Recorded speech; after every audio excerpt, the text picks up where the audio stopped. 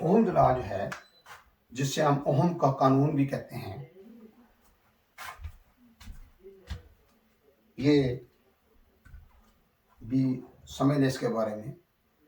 Sir George Simon ओह्म German का एक मशहूर साइंसदान था। उसने इलेक्ट्रिक प्रेशर, रेजिस्टेंस और करंट के दरमियान एक खास ताल्लुक को दराज किया, वो उसने बताया। मुश्किल बिल्कुल नहीं है, बड़ी इजी बात है, आसान बात है। उसमें यह है कि वो ये कह रहा है कि अगर किसी भी बरकी सर्किट में बरकी दबाव बढ़ा दिया जाए, यानी इलेक्ट्रिक प्रेशर बढ़ा दिया जाए, तो करंट भी बढ़ जाती है। इलेक्ट्रिक प्रेशर कम कर दें, करंट भी कम हो जाती है। इलेक्ट्रिक प्रेशर दुगना कर दें, करंट भी दुगनी हो जाती है। इलेक्ट्रिक प्रेशर निसफ कर दें, करंट भी निसफ हो जाती है। यानी इलेक्ट्रिक प्रेशर और करंट दोनों बराह रास्त मुतनासिब हैं। यानी एक चीज़ के बढ़ने से दूसरी चीज़ बढ़ रही है, एक चीज़ कम होने से दूसरी चीज़ कम हो रही है। लेकिन एक बात याद रखिएगा, ये जो पहला हिस्सा है इसका ओह्म लॉ का, ये कहाँ पे अप्लाई हो रहा है। जैसे इलेक्ट्रिक की तारें आ रही हैं किसी इलेक्ट्रिक कंपनी की तरफ से, वहां पर अगर वोल्टेज बढ़ा देंगे तो एम्पेयर भी बढ़ जाएंगे, वोल्टेज कम कर दें एम्पेयर भी कम हो जाएंगे उन तारों के हिसाब। बाकी हम बात फिज के अंदर ये अप्लाई करने की कोशिश करते हैं, वहां पर बातें और भी समझनी पड़ती हैं, फिर वहां पर कुलिया कारामद होगा, अदरवाइज नहीं। ये ज़हन में रखिएगा, ये वहां पर अप्लाई हो रहा है। अगली बात जो है वो ये है कि पहला जो है वो डायरेक्टली प्रोपोर्शन है, बराह रास्त मुतनासिब है। यानी इलेक्ट्रिक प्रेशर बढ़ने से करंट बढ़ जाएगी, इलेक्ट्रिक प्रेशर कम होने से करंट कम हो जाएगी, इलेक्ट्रिक प्रेशर दुगना करने से करंट दुगनी हो जाएगी, इलेक्ट्रिक प्रेशर निसफ करने से करंट निसफ हो जाएगी।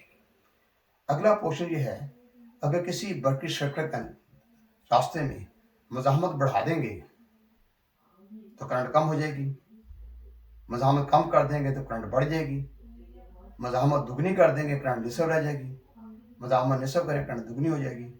तो ये इन्वर्सली प्रोपोर्शन है, बिलअक्स मुतनासिब है, उल्टा सवाल है। तो ये इसका ओह्म लॉ जो है ये बताया गया है, उसी के हिसाब से उन्होंने एक सिलसिला बताया हुआ है। वो ये है कि इस तरीके से एक मुसलस है, मुसलस के अंदर जो है इस तरीके से वोल्ट, करंट और रेजिस्टेंस।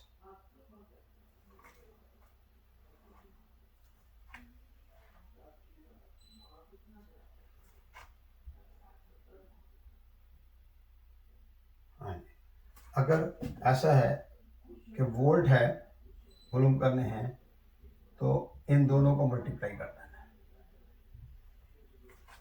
रेजिस्टेंस और करंट को। और अगर आपने करंट वॉल्यूम करनी है तो वोल्ट बटा आर, अगर आप रेजिस्टेंस वॉल्यूम करनी है तो वोल्ट बटा आई। आई करंट के लिए है, हालांकि करंट के लिए सी का लफ्ज़ इस्तेमाल हो रहा है, लेकिन यहाँ पर जो है, यहाँ पर रेजिस्टेंस कहा, ओह्म नहीं कहा, यहाँ इलेक्ट्रिक प्रेशर होना चाहिए लफ्ज़, ठीक है ना। बाहर तो ये शुरू से ही किताबों में लिखा आ रहा है, मेरा इससे इख्तलाफ है, बेशक जितना बड़ी कोई साइंसदान बड़ा लिखने वाला हो, इख्तलाफ ये है कि जब यहाँ करंट और डिस्टेंस की जिक्र हो रहा है तो यहाँ यूनिट का क्यों जिक्र किया जा रहा है। वोल्ट क्या है, यूनिट ऑफ इलेक्ट्रिक प्रेशर। बाहर तो ये शुरू से ये लिखा हुआ, किताबों में लिखा आ रहा है, लेकिन मैं आपको समझा रहा हूँ कि अगर आपने फर्ज करें वोल्ट मालूम करने हैं तो करंट कितनी है, डिस्टेंस कितनी है, दोनों को मल्टीप्लाई करें तो वोल्ट आ जाएंगे। इसी तरीके से अगर आप करंट मालूम करनी है, इलेक्ट्रिक प्रेशर ऊपर रखें, रेजिस्टेंस नीचे रखें, वोल्ट ऊपर रखें, नीचे ओम रखें, तो हमें पता लग जाएगा कि ये करंट कितनी है अगर आपने ये देखना है कि रेजिस्टेंस कितनी, ओम कितने हैं, तो वोल्ट ऊपर रखें, करंट नीचे रखें, तो हमें पता लग जाएगा ये रेजिस्टेंस जो है वो कितनी है, यानी कितने ओम है। लेकिन एक बात याद रखिएगा कि रेजिस्टेंस यानी ओम और करंट को मल्टीप्लाई करने के बाद वोल्ट हम हासिल करते हैं, ठीक है ना, या वोल्ट बटा रेजिस्टेंस देखते हैं। अब इनको मद्देनजर रख के हम अपने फिजों का काम करते हैं, तो हम जवाब निकालने की कोशिश करते हैं तो जवाब गलत निकलता है। ये वहाँ पर ये कुलिया अप्लाई होता है, जैसे कोई हीटर हो या इस्त्री हो, वहाँ पर ये कुलिया इस्तेमाल करेंगे तो ये कारआमद है। ये नहीं कि कुलिया गलत है, लेकिन अगली बातें कुछ ऐसी होती हैं, जैसे फ्रिज है, उसका कंप्रेसर जो है उसमें गैस नहीं है, तो उसकी करंट कम होगी। जैसे हम गैस चार्ज करें करंट बढ़ जाती है। अब गैस का तो यहाँ जिक्र नहीं ना हो, सज्जाद साइमा को शायद उस वक्त जो कुलिया लिखा हो जिससे वो फ्रिज बनी भी नहीं होगी, एसी भी शायद ना हो। अब देखें ना, एक स्प्लिट टाइप एसी है, वो 1.5 टन का है, ठीक है, जो आम मार्केट में चल रहे हैं। 1.5 टन का पूरा नहीं होता, मैं फिर ये कह रहा हूँ, वो 16,000 बीटीयू करीब होता है, 18,000 बीटीयू लिखा होता है। तो कंपनी वाले बेशक गुस्सा करें या ना करें, या किस वजह से उन्होंने ये किया हुआ है। अब ऐसे स्प्लिट टाइप एसी भी हैं जो 18,000 बीटीयू के पूरे हैं, उनका इंडोर भी बड़ा है, आउटडोर भी बड़ा है, वो तो ले रहे हैं 11 एम्पियर। ये 9 एम्पियर कैसे ले रहा है?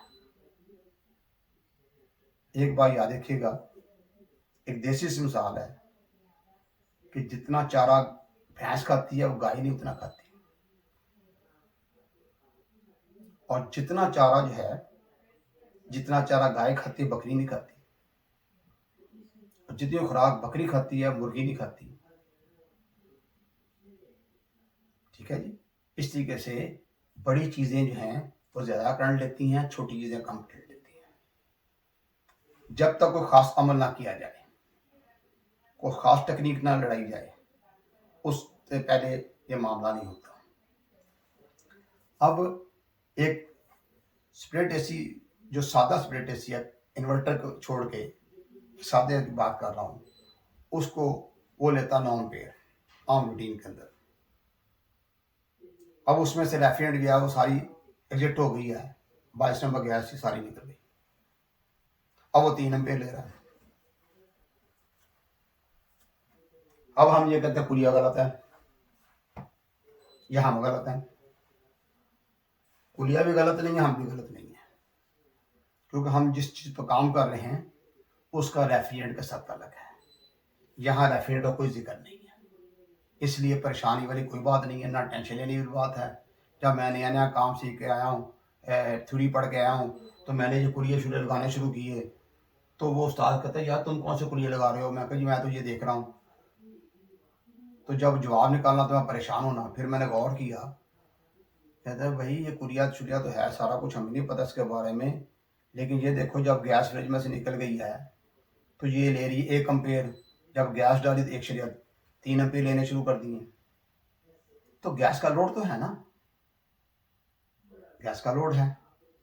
इसी तरीके से फर्ज करें एक टोका है जहाँ पर हम चारा वार उतरते हैं, टोका खाली चलाएंगे तो जोर कम लगेगा, उसके अंदर हम चारा डालते हैं तो जोर ज़्यादा लगेगा, चरी डालते हैं और जोर लगेगा, कमार डाल बहुत ज़्यादा जोर लगेगा, तो जो हमारा जोर ज़्यादा लगेगा। इसी तरीके से उसके साथ जो मोटर लगाई हुई है चारा कुतरने वाली, उसके साथ आप एम्पेयर मीटर लगाएं, जब खाली चलाते तो एम्पेयर कम ले रहे हैं, चारा डाला एम्पेयर और बढ़ गए, चरी डाली एम्पेयर और बढ़ गए, और कमाद डाला एम्पेयर और बढ़ गए, कमाद ज़्यादा जोर लगाया तो हौसला मोटर घूम घूम करनी शुरू कर दे, रुकने की कोशिश करे, इतने एम्पेयर बढ़ जाएँ। तो इस तरीके से एम्पेयर जो है ना उनका तल्लुक लोड के साथ भी होता है।